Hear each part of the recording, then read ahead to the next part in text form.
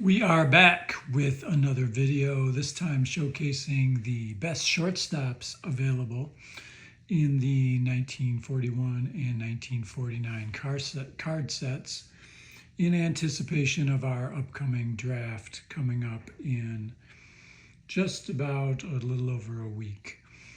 I've got 10 shortstops here to showcase. A few of them might be defensive specialists. One of them might be more of a third baseman who can also play short. That'll be up to the GM to decide. But with only 8 teams, there's some good shortstop talent available. First up here we have Eddie Miller of the 1941 Boston Braves. More of a defensive specialist, only hit .239. Did hit .258 versus lefties. He is a B bunter, and he can steal a base for you, star 2 through 5. 15 as his stolen base number, but with the adjustment of using the error adjustment chart that was provided by Strat-O-Matic in their winter newsletter, he is a 1E18. And as you'll see with some of these other shortstops, some of them are not as great defensively. So for a team that takes somebody who's maybe a better hitter but not great defensively, having a guy like Eddie Miller to come off the bench, maybe pinch run, and then play some defense at short for you in a tight game, late innings, it's a pretty valuable guy. So that's Eddie Miller of the 41 Braves. Here's Luke Appling. And we've got 2 Luke Appling cards here, by the way. The first one here is from 41. This is the 1941 White Sox Luke Appling. He was a 2E26, that's with adjustments. He hit .314 with a .399 on base. Bunting B, hit and run B. And, a good solid shortstop to have. That's some pretty good offense you're getting out of the shortstop position. And then the other option you would have is less errors but less range out of a 42-year-old Luke Appling in 1949.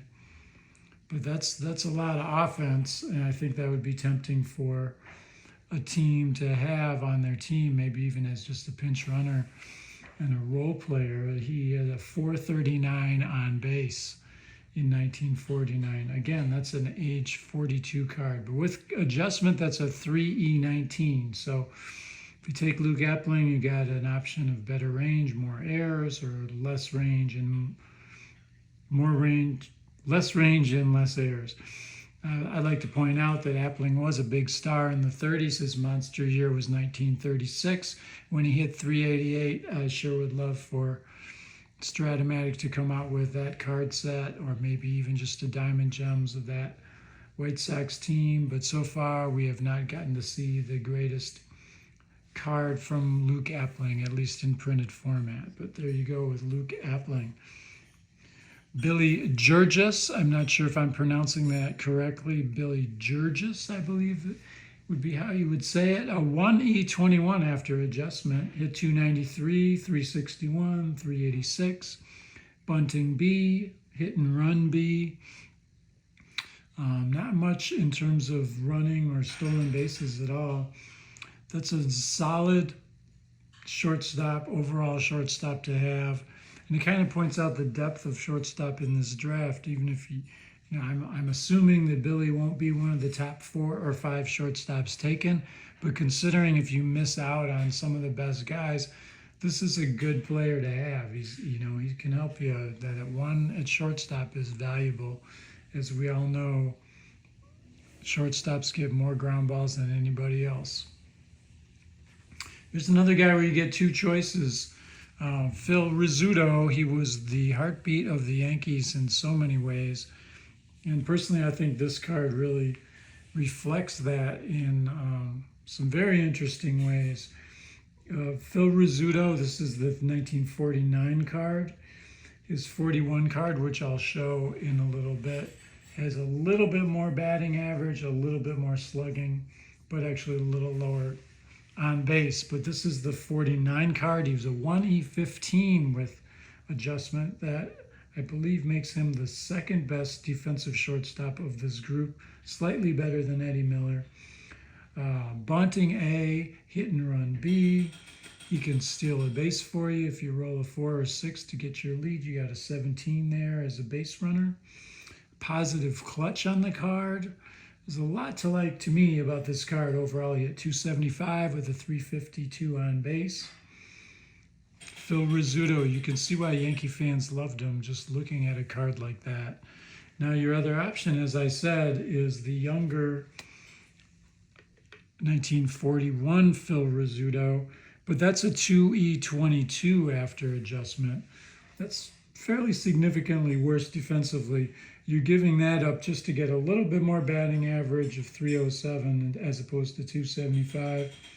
A little bit more slugging of 398 as opposed to the 358. His on base is actually slightly worse than 49. Again, he can steal a base for you. This is a 3 or 7 to get the positive lead. So still a valuable guy. Personally, I would take the 49 if I had drafted Phil Rizzuto, but we'll leave that up to the individual GM to make a decision on that. Phil Rizzuto of the 1941 Yankees, that card was.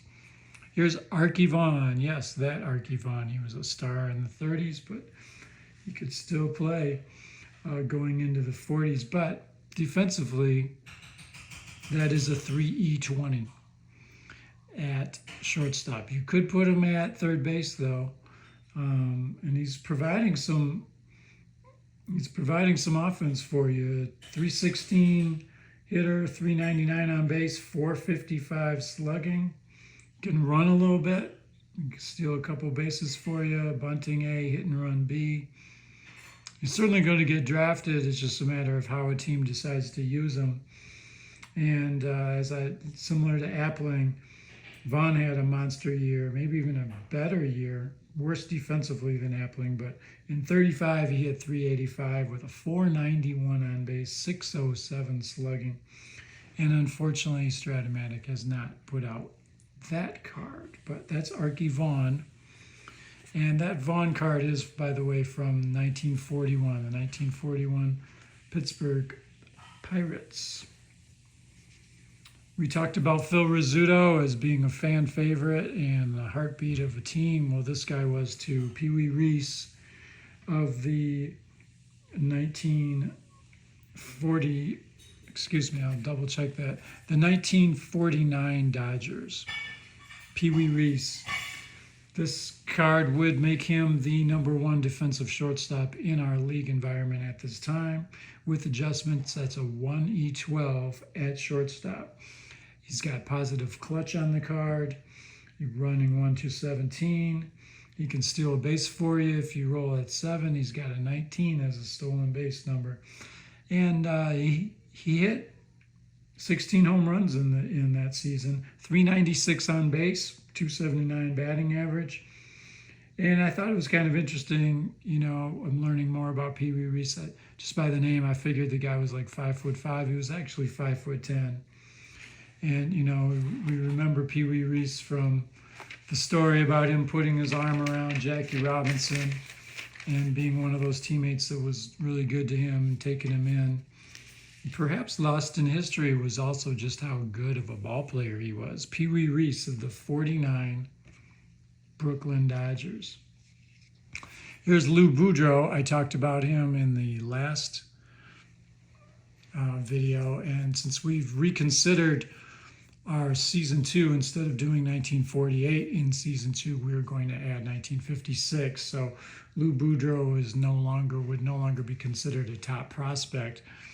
I would like to try to include that 48 Boudreau card in a future season. We might be able to do that with a Diamond Gems card. But anyways, still a valuable player, as I mentioned before.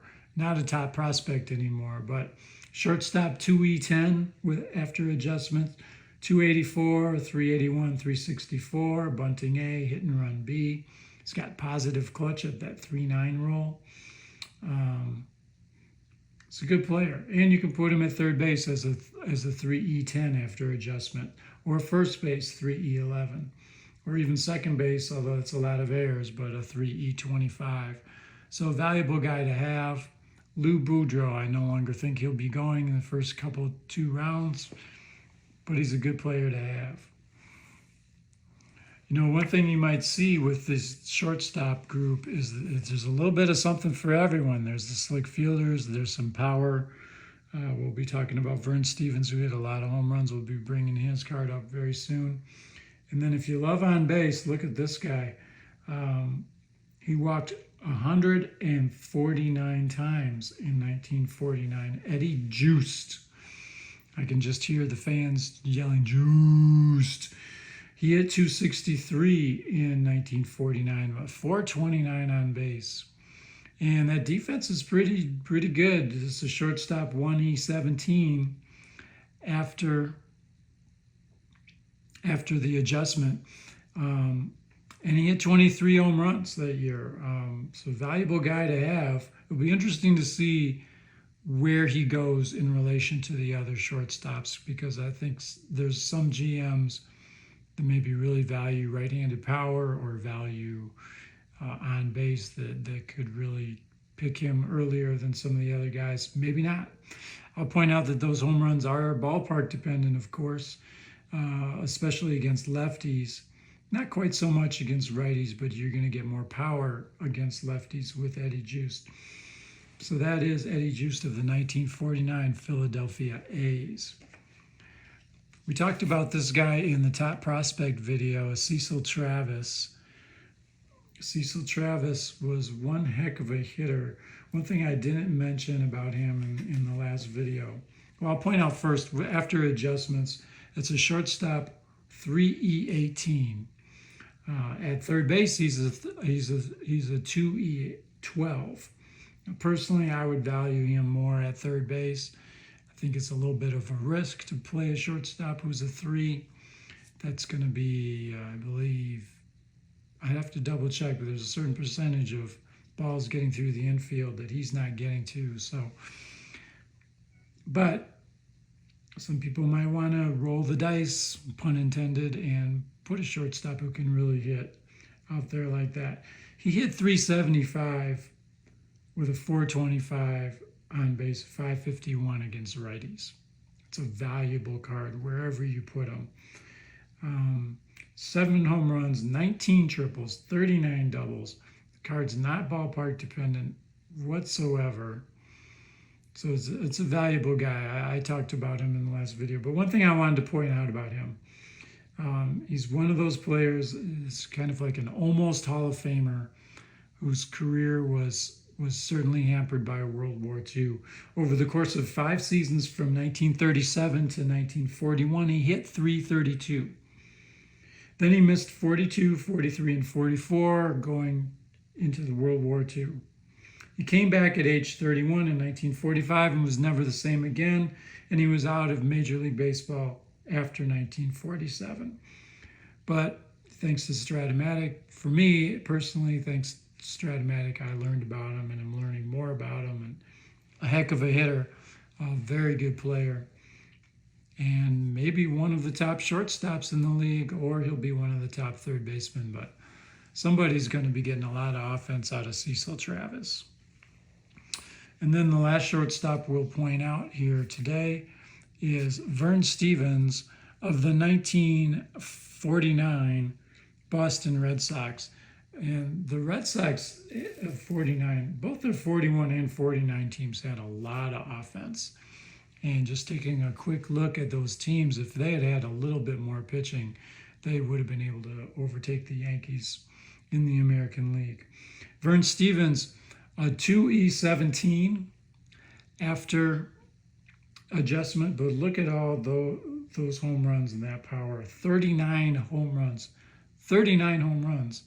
out of your shortstop. I was actually incorrect in the top prospect video. I was talking about Ralph Kiner and how he was number 1 in home runs in the group, and I thought Ted Williams was number 2. It's actually Vern Stevens with 39 home runs at the shortstop position.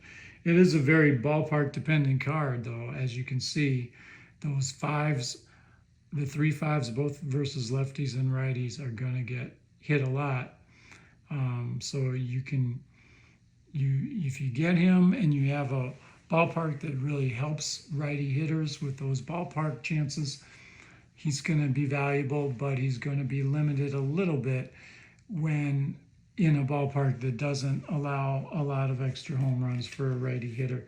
I'll also point out he had 159 RBIs that season.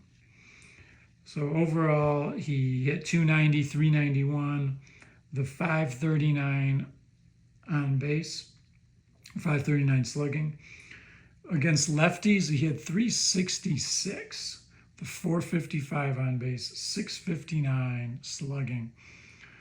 It looks to me a little bit like he's still got the home run power versus righties, but he's got more single chances and that extra double chance in that one column versus lefties. So Vern Stevens, you know, I could see if there's a team that really likes that righty power and wants to create a ballpark that favors righty power, that a guy like Vern Stevens, I would think, would be pretty high up on the list, especially getting that kind of offense out of the shortstop position.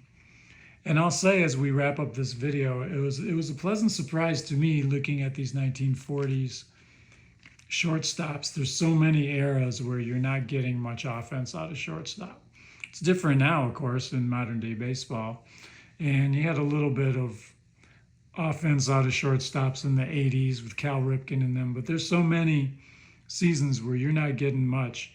And this shortstop class is pretty deep. It's definitely deeper than the second base group that I plan to talk about in a future video very soon. And so there's something for everyone, whether you want power out of your shortstop, you want a slick fielding defensive guy who can hit a little bit for average, maybe steal a base. You got the on-base percentage guy with Eddie Juiced. You got a whole bunch of offense that's not ballpark dependent out of Cecil Travis. You got Lou Boudreau, who can play 4 positions for you. So something for everyone.